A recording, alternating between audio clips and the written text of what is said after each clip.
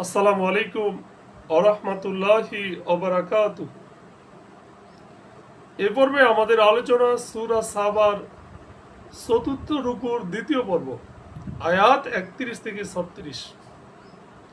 আলহামদুলিল্লাহ, সালাতু ওয়াসসালাম আলা রাসূলিল্লাহ ওয়া আলা আলিহি ওয়া সাহবিহি আজমাইন, আম্মা বাদ। আউযু বিল্লাহি মিনাশ শাইতানির রাজিম। বিসমিল্লাহির রহমানির রহিম। রব্বি ইশরাহ লি সাদরি ওয়া ইয়াসসির লি আমরি ওয়াহলুল উকদাতাম মিন লিসানি ইয়াফকাহু কাওলি।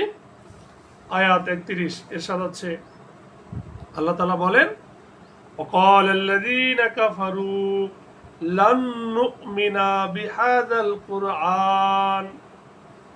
আর কাফিরগণ বলে, আমরা কখনো এই কোরআনের প্রতি ঈমান আনব না, নাউযুবিল্লাহ, এবং এর পূর্ববর্তী কোনো কিতাবের প্রতিও না। আল্লাহ বলেন, আর হে নবী, আপনি যদি দেখতেন জালেমদেরকে যখন তাদের রবের কাছে দাঁড় করিয়ে দেওয়া হবে, তখন তারা পরস্পর বাদ অনুবাদ করতে থাকবে, ঝগড়া করবে। যাদেরকে দুর্বল করে রাখা হয়েছিল তারা অহংকারীদের বলবে, তোমরা না থাকলে অবশ্যই আমরা মোমেন হতাম। তো এখানে অন্যান্য কিতাব বলতে তাওরাত, জাবর, ইনজিল কিতাবকে বোঝানো হয়েছে।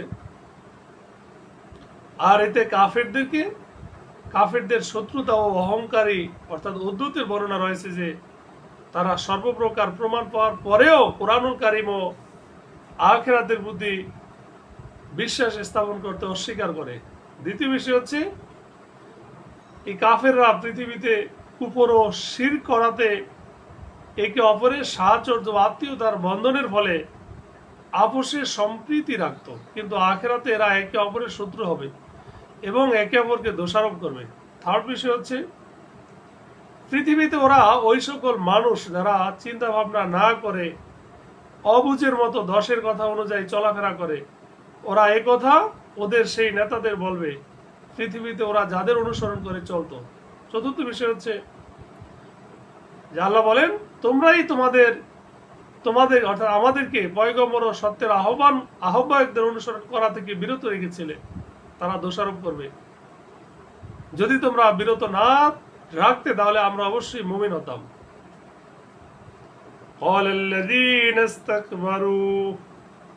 আর যারা অহংকারী ছিল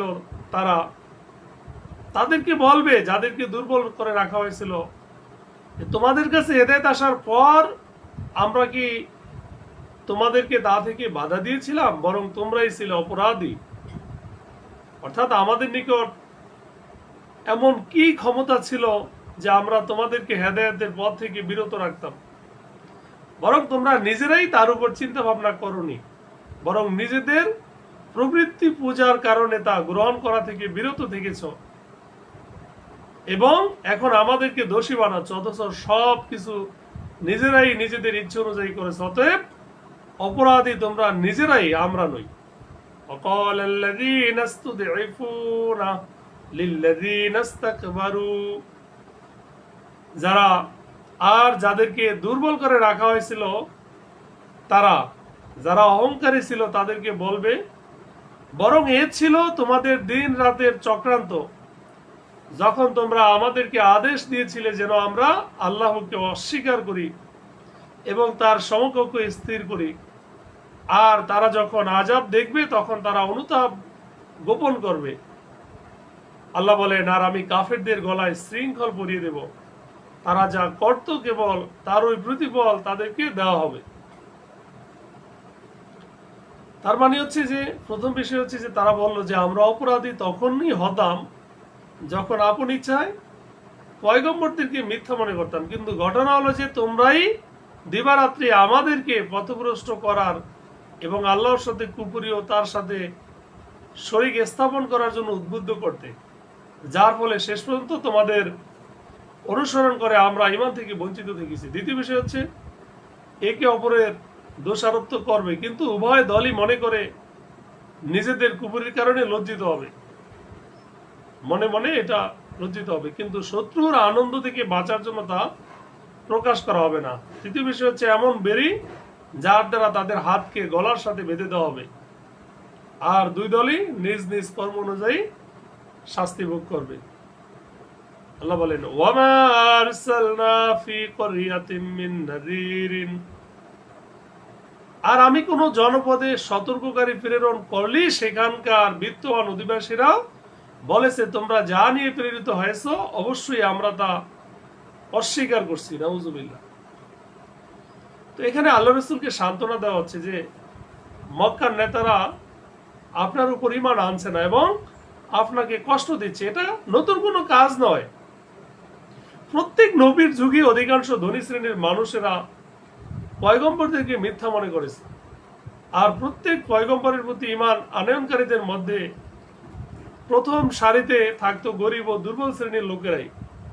যেমন নূহ আলাইহিস সালামের সম্প্রদায় তাদের পয়গম্বর বলেছিল যে ক্বালু আনুমিনু লাকা, যে আমরা কি তোমার প্রতি বিশ্বাস স্থাপন করব, অথচ নিচু শ্রেণীর লোকেরা তোমার অনুসরণ করে। ওয়াকালু নাহনু আকসারু আমওয়ালান, তারা আরো বলেছে আমরা ধন সম্পদ ও সন্তান সন্ততিতে অধিক সমৃদ্ধশালী, আর তাই আমরা আযাবপ্রাপ্ত হব না। নাউজুবিল্লাহ। অর্থাৎ আল্লাহ তাআলা যখন আমাদেরকে, তাদের কথা আর কি, যে আমাদেরকে পৃথিবীতে ধন সম্পদ ও সন্তান সন্ততি অতি সাহায্য প্রদান করেছেন, তখন কিয়ামত প্রতিষ্ঠিত হলেও আমাদের শাস্তি হবে না। নাউজুবিল্লাহ। তারা ঠিক যেন কিয়ামতের দিনকেও দুনিয়ার সাথে তুলনা করছে, যে যেমন পৃথিবীতে কাফের ও মোমেন সকলকে আল্লাহর নিয়ামত প্রদান করা হচ্ছে, অনুরূপ আখিরাতেও প্রদান করা হবে। অথচ আখিরাত হচ্ছে ফলাফল ক্ষেত্র, সেখানে পৃথিবীতে কৃত নিজ নিজ কর্মের ফল পাওয়া যাবে, ভালো কর্মের ভালো ফল এবং মন্দ কর্মের মন্দ ফল। আর পৃথিবী হচ্ছে পরীক্ষালয়। এখানে আল্লাহ তাআলা কঠিন পরীক্ষা স্বরূপ সকলকে পার্থিব সম্পদ প্রদান করেন, অথবা তারা পার্থিব ধন সম্পদের আতিশয্যকে আল্লাহর সন্তুষ্টির বহিঃপ্রকাশ ধরে নিয়েছে। অথচ এরকম নয়। যদি তাই হতো তাহলে আল্লাহ তাআলা তার অনুগত বান্দাদেরকে সর্বাধিক ধন সম্পদ ও সন্তান সন্ততি প্রদান করতেন। আয়াত ৩৬ আল্লাহ বলেন, কুল ইন্না রাব্বী ইয়াবসুতুর রিজকা, আর হে নবী আপনি বলুন আমার রব যার জন্য ইচ্ছা রিজিক প্রশস্ত করেন আর অথবা সংকুচিত করেন, কিন্তু অধিকাংশ লোক এই বিষয়ে জানে না। তো এই আয়াতে কাফেরদেরকে উক্ত ভুল ধারণা ও সন্দেহ দূর করার হচ্ছে যে রিজিকের প্রশস্ততা ও সংকীর্ণতা আল্লাহ তাআলার সন্তুষ্টি ও অসন্তুষ্টির বহিঃপ্রকাশ নয়, বরং তার সম্পর্ক আল্লাহর ইচ্ছা ও হিকমতের সাথে।